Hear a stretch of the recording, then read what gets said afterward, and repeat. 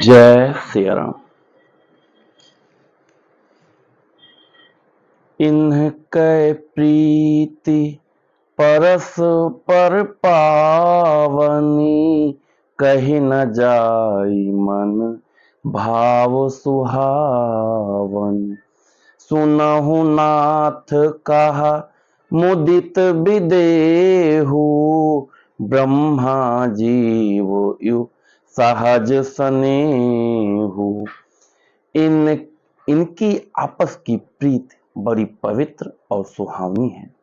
वह मन को बहुत भाती है, पर वाणी से कही नहीं जा सकती।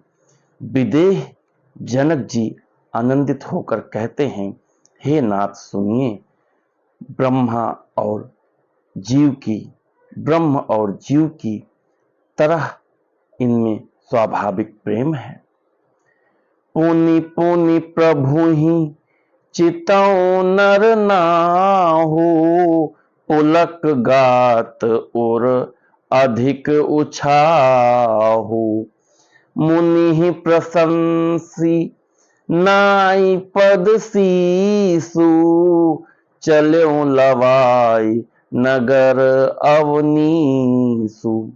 राजा बार बार प्रभु को देखते हैं, दृष्टि वहां से हटना ही नहीं चाहती। प्रेम से शरीर पुलकित हो रहा है और हृदय में बड़ा उत्साह है। फिर मुनि की प्रशंसा करके और उनके चरणों में सिर नवाकर राजा उन्हें नगर में लिवा चले। सुंदर सदन सुखद सब काला, तहां बासुलय दीन भुआला। करी पूजा सब विधि से उकाई, गयं राव गृह विदा कराई। एक सुंदर महल जो सब समय सभी ऋतुओं में सुखदायक था, वहां राजा ने उन्हें ले जाकर ठहराया। तदंतर सब प्रकार से पूजा और सेवा करके राजा विदा मांगकर अपने घर गए। ऋषय संग रघुवंश मणि, करि भोजन विश्राम। बैठे प्रभु भ्राता सहित, दिवस रहा भरि जाम। रघुकुल के शिरोमणि प्रभु श्री रामचंद्र जी ऋषियों के साथ भोजन और विश्राम करके भाई लक्ष्मण समेत बैठे। उस समय पहर भर दिन रह गया था। लखन हृदय लालसा विशेषी, जाई जनकपुर आय देखी। प्रभु भय बहुरी मुनि ही सकुचाही, प्रगट न कहीं मन ही मुस्काही। लक्ष्मण जी ने के हृदय में विशेष लालसा है कि जाकर जनकपुर देख आवे, परंतु प्रभु श्री राम जी का डर है और फिर मुनि से भी सकुचाते हैं। राम अनुज मन की गति जानी, भगत बछलता हिये हुलशानी। परम विनीत सकुची मुस्काई, बोले गुरु अनु शासन पाई। अंतर्यामी श्री रामचंद्र जी ने छोटे भाई के मन की दशा जान ली। तब उनके हृदय में भक्त वत्सलता उमड़ आई। वे गुरु की आज्ञा पाकर बहुत ही विनय के साथ सकुचाते हुए मुस्कुराकर बोले, जय श्री राम। तो मित्रों, हमारी आज की 5 चौपाई श्री रामचरितमानस की कंप्लीट हुई। तो आप लोग भी कोशिश करिए कि कम से कम 5 चौपाई श्री रामचरितमानस की जरूर पढ़िए।